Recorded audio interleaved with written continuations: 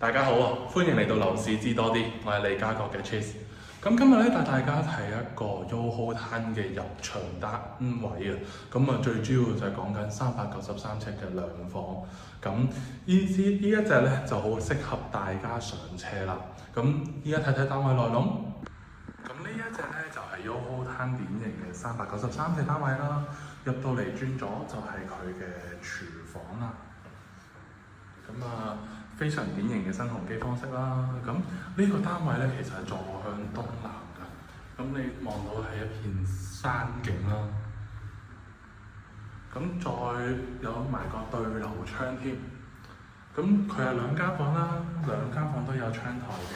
咁你見到業主咧，其實都喺呢個位度做咗個床，喺度做咗個櫃咁樣。新鴻基典型嘅就係名廁㗎啦。咁啊，浴缸式原裝嘅，咁入到嚟呢邊就係向東，咁樣咯，非常之開揚。睇完單位嘅話，覺得中意，歡迎過嚟祐新街揾我，我係利嘉閣嘅 Chase，拜拜。